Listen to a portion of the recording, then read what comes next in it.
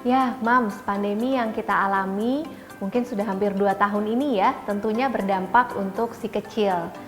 Si kecil mengalami perubahan rutinitas sehari-hari selama pandemi. Nah, ini bisa mempengaruhi kesehatan mental si kecil, emosional si kecil. Mungkin ada si kecil yang jadi sulit konsentrasi, mudah marah, atau bahkan sampai sulit tidur.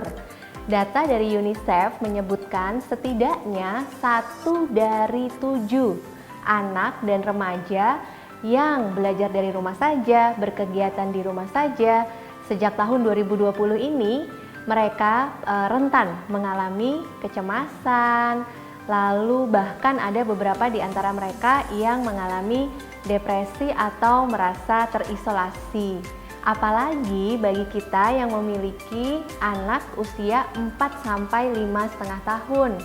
Nah, mereka ini punya kebutuhan yang sangat tinggi untuk bermain bersama, bekerja sama, dan punya hubungan dengan anak-anak di usianya. Jadi cukup banyak ya dampak yang dialami si kecil karena pandemi.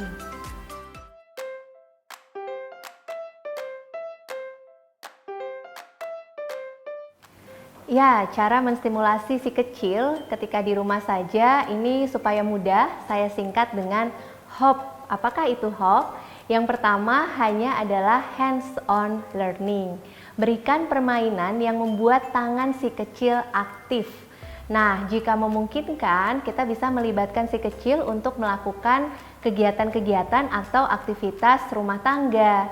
Kita bisa memberikan peran si kecil untuk membersihkan rumah, menyiapkan makanan, yang semuanya membuat seluruh indera dan tubuh si kecil aktif. Yang kedua, O-nya adalah observation. Kita perlu mengobservasi si kecil sehingga tahu minat dia apa sih, kesukaan dia sekarang apa sih, dan kita bisa menyusun aktivitas yang sesuai dengan minat dan tahapan perkembangan si kecil. Yang ketiga, P-nya adalah prepare environment. Maksudnya apa? Kita bisa menyiapkan lingkungan di rumah supaya si kecil bebas bereksplorasi. Kita bisa menjadikan rumah untuk playground dan tempat bermain favorit si kecil. Kita sebagai orang tua bisa misalnya menciptakan ruang keluarga untuk arena si kecil bermain peran atau pretend play. Jadi ingat-ingat HOP ya, Moms. Hands-on learning activity, observation, dan prepare environment.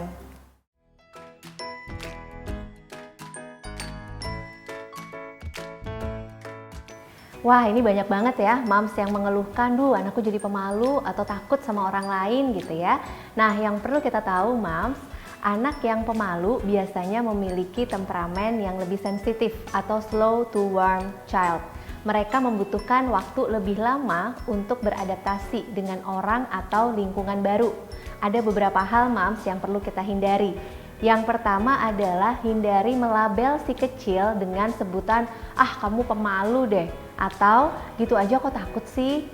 Dan hindari juga membandingkan si kecil dengan anak lain. Lihat tuh temenmu, gitu berani loh dia. Dan kita juga hindari untuk memaksanya segera untuk berani. Lalu apa yang bisa kita lakukan? Pertama, jadilah tempat yang aman untuk si kecil menjadi dirinya sendiri dan mengeksplorasi lingkungan barunya sesuai dengan kecepatannya. Yang kedua, kita bisa latihan dengan si kecil dengan melakukan role play. Jadi sebelum si kecil kita bawa ke tempat yang baru, kita bisa latihan dulu di rumah. Nanti kamu akan ketemu dengan teman-teman mama lo yang baru, mereka akan menyapamu dan ajarkan si kecil bagaimana cara menjawabnya. Dan ketika masuk di lingkungan yang baru, berikan waktu kepada si kecil untuk mengobservasi, melihat-lihat dulu lingkungan barunya tanpa perlu segera memaksa si kecil.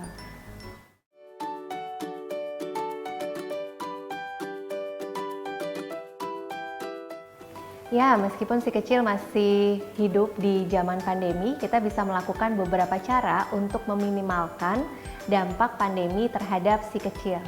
Yang pertama, yang paling penting adalah kita sebagai orang tua perlu menjaga dulu kesehatan mental kita, Moms, supaya kita bisa mengelola stres kita dan tetap dapat menemani si kecil dengan kehangatan. Yang kedua, kita juga memiliki peran penting membantu si kecil untuk beradaptasi. Beradaptasi dengan rutinitas barunya, cara belajar yang baru, dan semua keterbatasan yang dihadapi oleh si kecil. Yang ketiga dan yang paling penting sebetulnya kita sebagai orang tua perlu meluangkan waktu untuk hadir penuh utuh mengajak si kecil beraktivitas bersama-sama. Dan yang terakhir, kita sebagai orang tua juga perlu kreatif untuk bisa mencari alternatif-alternatif cara stimulasi di tengah keterbatasan yang ada. Selamat mencoba dan berjuang untuk meminimalkan dampak pandemi pada si kecil.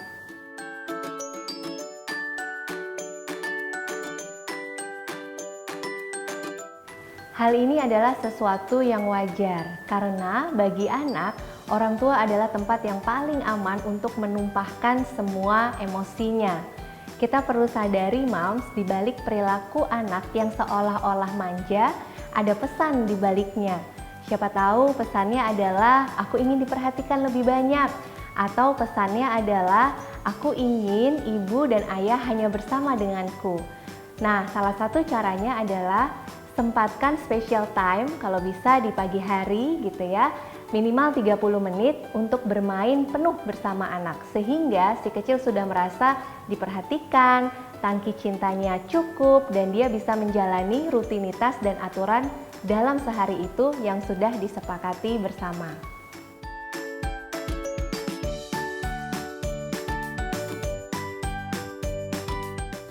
Ada minimal 2 cara yang bisa kita lakukan bersama dengan si kecil.